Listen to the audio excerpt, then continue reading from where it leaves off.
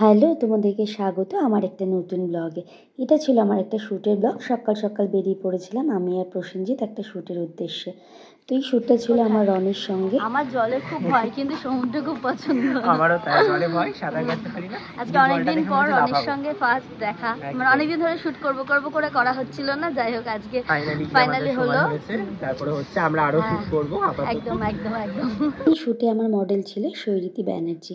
তো তোমরা সবাই ওকে চেনো আশা করি। তো শ্যুটটা এত ভালোভাবে হয়েছে যে কি বলবো, মানে সত্যি কথা বলতে যার সঙ্গে শ্যুট করব বা যাকে সাজাবো, তুমি যার সঙ্গে কাজ করবে তার সঙ্গে তুমি যদি স্বাচ্ছন্দ্য না হও না, তাহলে কাজটা করা যায় না। খুব সুন্দর লেগেছে। বিশেষ করে আমার সুন্দর লাগার থেকে বড় কথা, আমি তো ওর প্রোফাইল অলরেডি ফার্স্টেই দেখে নিয়েছিলাম যে ভীষণ সুন্দর, খুব সফট মেকআপ করে, এবং ওই যে ওখানে যিনি বসে আছেন মিষ্টি শৈলী দিদি, তো মিষ্টি মানুষটাকে আরো মিষ্টি করে তুলেছে। এবং তোমার ভালো লেগেছে তো ডেফিনেটলি।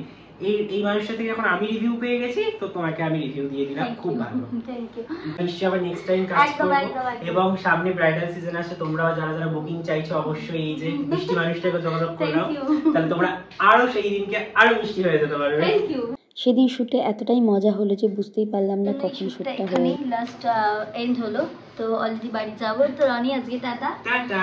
আমরা আবার নেক্সট খুব জলদি একটা শুটে নিয়ে ভালো লেগেছে, মানে দিদির সঙ্গে কাজ করে এত ভালো লেগেছে, এত ভালো লেগেছে কি বলবো, এত ভালো একজন মানুষ।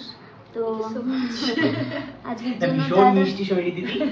তো দেখতেই পাবে। আমার সবথেকে ভালো লেগেছে যে মানে নিজে একজন ভালো বড় আর্টিস্ট হয়ে আরেকজনকে, মানে তাই সে ছোট বড় জেনে না জেনে অ্যাটলিস্ট তাকে রেসপেক্ট করতে পারাটা সবার মধ্যে থাকে না। এটা সত্যিই থাকে না। এটা তো সামান্য একটা জিনিস, সবাই কিন্তু ভরসা করে ওকে বলে দিল যে যা খুশি ও যেরকম ভালোভাবে করতে পারে করুক। এবং দিদি পুরোটাই নিজের মতো করে করেছে এবং করতে দিয়েছে শৈলী দিদি। সবথেকে বড় কথা এটা। আমি বারবার তো একটাই কথা বলি, নিজের মেকআপ আর্টিস্টের উপর ভরসা রাখবেন। ওদের কনফিডেন্সে কিন্তু আপনাদের কনফিডেন্স বুস্ট হবে। একদম।